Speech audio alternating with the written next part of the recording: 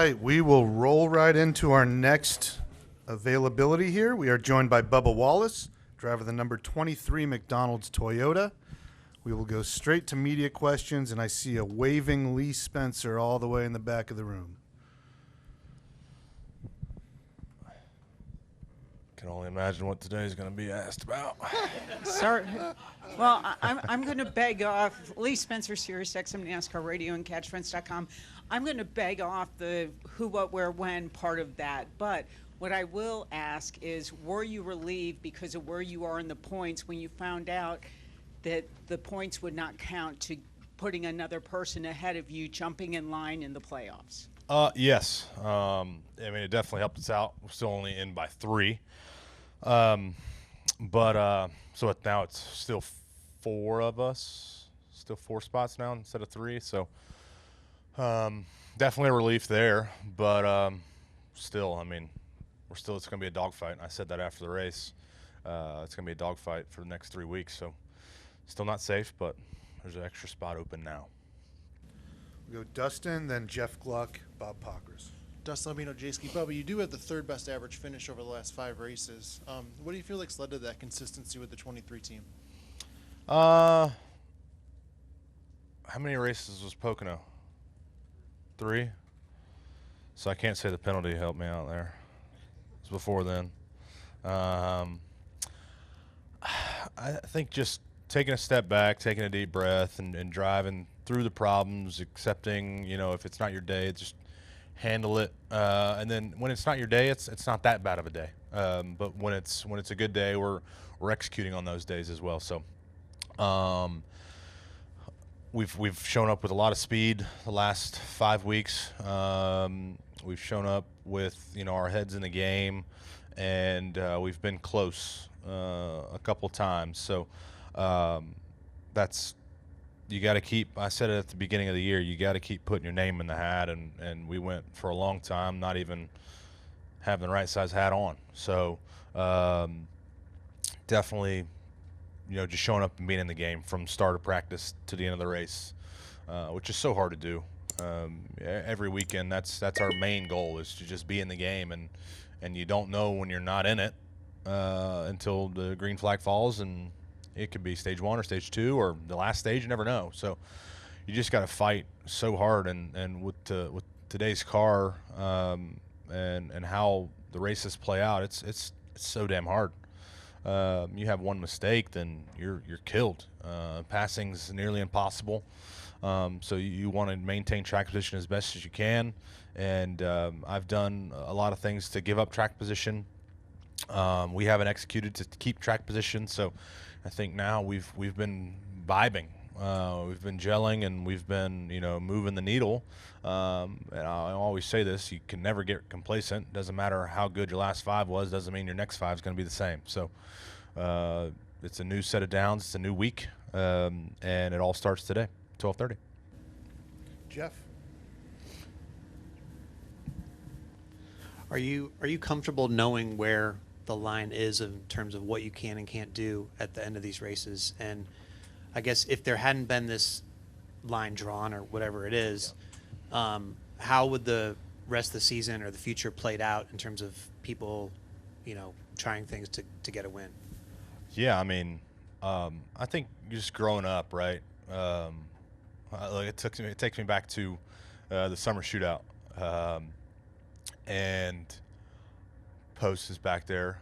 Post knows how many fights I've been in and whatnot when I was a kid, and wrecking people. And you eventually learn from that and know that that's not right. And then you try to turn over a clean slate, and you try to race with a lot of respect. And I know homeboy's probably tired of getting talked about, but I got wrecked twice in 2 weeks by him in Legend Cars.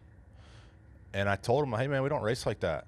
Like, I know I haven't been here in 5 years, but we don't do that. And he's like, no, the whole field does that, so learn how to do it. And I'm like, holy shit, that's not the right answer. And then you see stuff like that on Sundays. It's like, y'all do it there, and it's like, yeah, you got a point.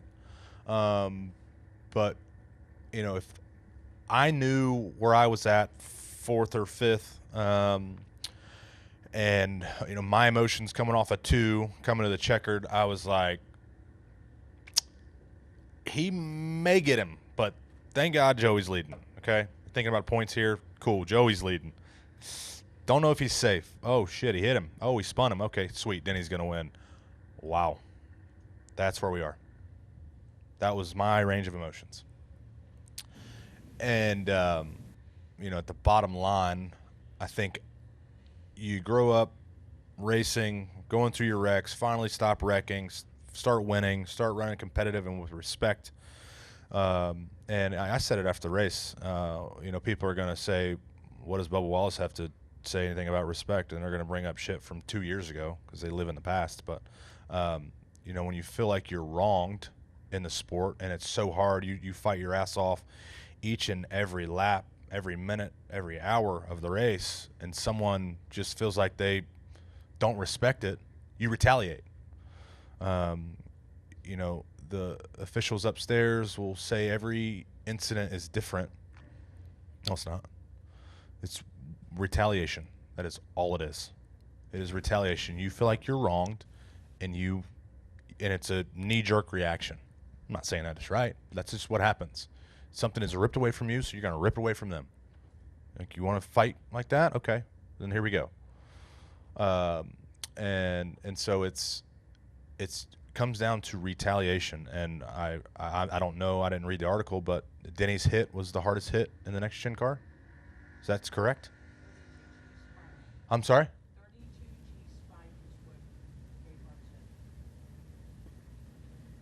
Okay. Oh, okay. Damn, I had some ammo for that then. Never mind. Anyways, next question. But yeah, that's what it is. But from those moments, you mature and you grow and you know where the line is. For me, would I have made that move? I would have tried my hardest to get to the 22 without spinning him. But then, that was it. That's it. I lost. Throw in the towel. That's it. Bob? Bob Hawkers, Fox Sports. You got suspended for retaliation. Hook, did you feel like a suspension was warranted here? Retaliation's retaliation. So if we're going to set the line there, then yeah. But this was, it. Right. So myself and Chase were middle of the race. And so this one was different in the same category as retaliation. So I think, not being a playoff eligible win, we go through the points and the money stuff. It's somewhat nets out the same. Kinda. Jerry? Jerry Jordan kicking the tires, setting at a couple. Are you okay with NASCAR now?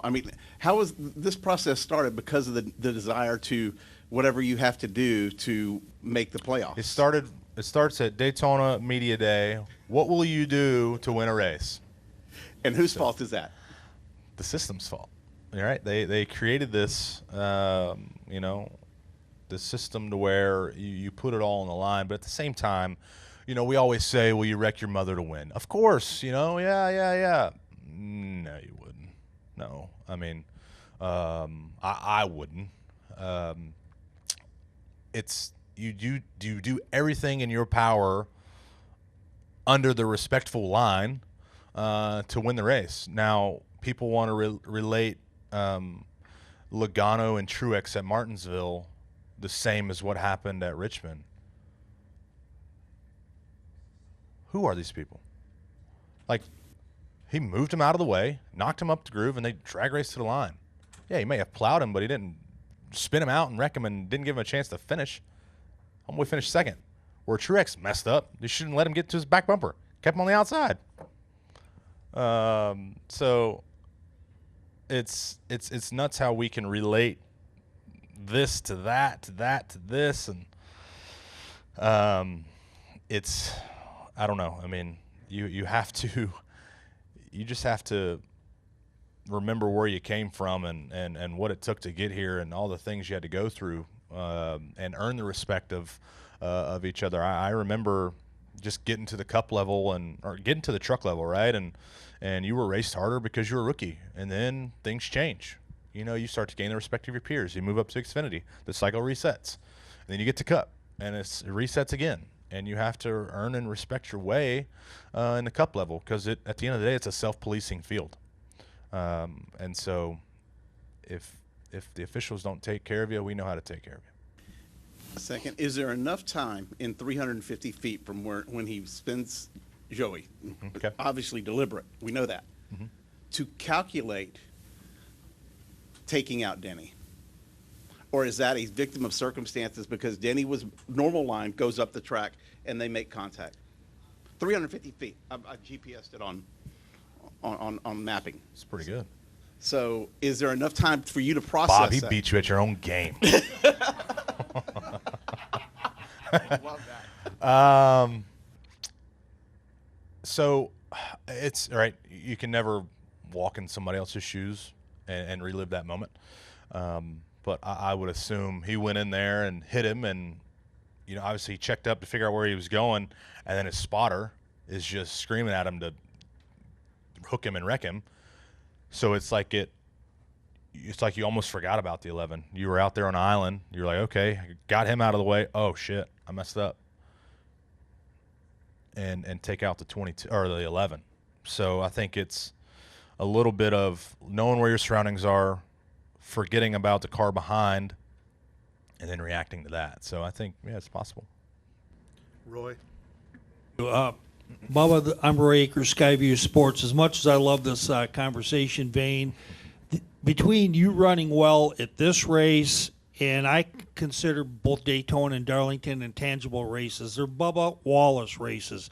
Do you feel really good that you run well, keep ahead of the other guys? Do you feel like you've got a good mojo going into these last three races? Yeah, for sure. I mean, the last 5 races I had the top 3 average finish, so definitely the mojo's there.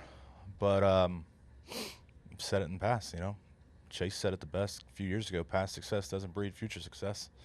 So it's a new opportunity. It is nice to know that we're not heading into 3 road course races.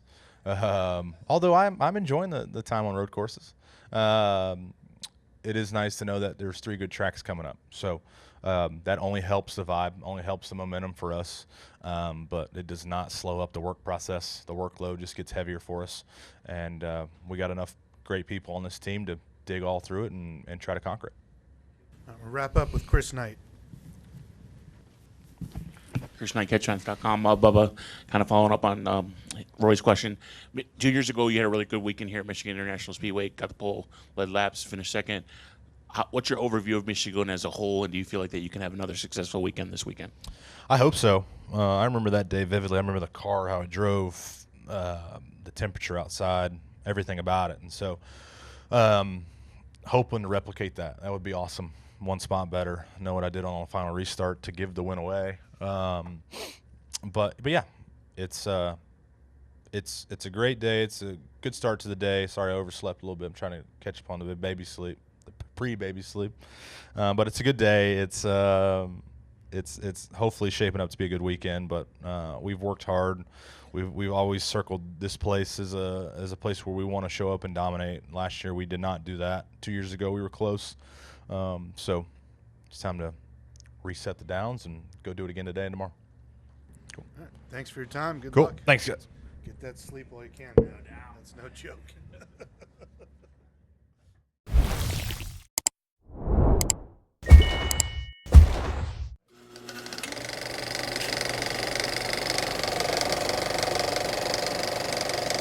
All right, there's the checkered flag. Great job, driver.